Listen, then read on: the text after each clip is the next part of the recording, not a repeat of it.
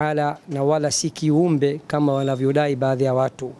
Ni maneno ya Allah subhanahu wa ta'ala aliyoyaongea kupitia wasita ya Jibril alayhi salam na yakashushwa katika kifua cha Mtume Muhammad sallallahu alaihi wasallam.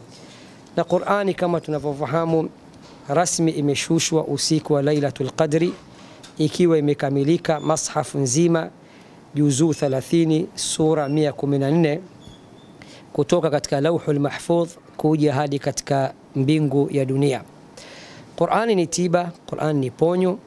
Ndani ya Qur'ani Allah anasema wanunazzilu minal Qur'ani ma huwa shifaa'un wa rahmatun lilmu'minin.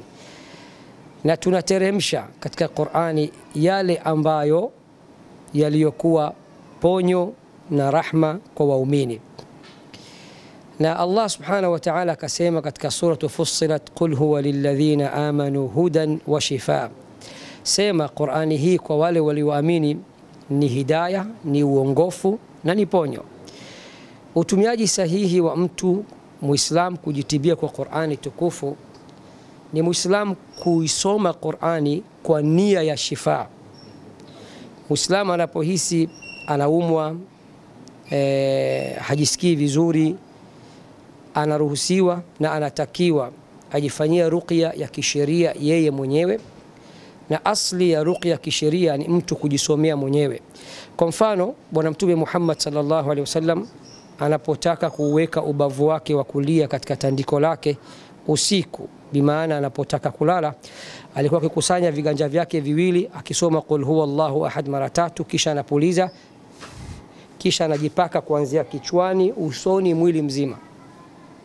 Anasoma tena mara ya pili qul huwallahu ahad, anajipuliza, anajipaka, na mara ya 3 kisha anasoma qul a'udhu birabbil falaq, anasoma, anajipuliza, anajipaka, vivyo hivyo mara 3, kisha anakuja anajisomea qul a'udhu birabbin nas, kila anaposoma anajipuliza.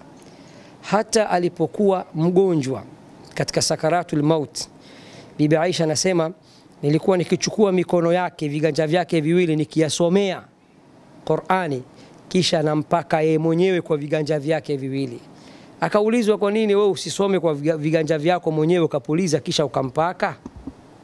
Akasema hapana, viganja vyake ni vina baraka zaidi kuliko viganja vyangu. Kwa utumiaji sahihi wa Muislam kuitumia Qur'ani kama tiba ni ajisomee mwenyewe Qur'an, kama anaweza kuisoma, apulize katika viganja vyake viwili, ajipakaze katika mwili wake kuanzia kichwani na mwili mzima pale ambapo atakuwa anaweza kupafikia.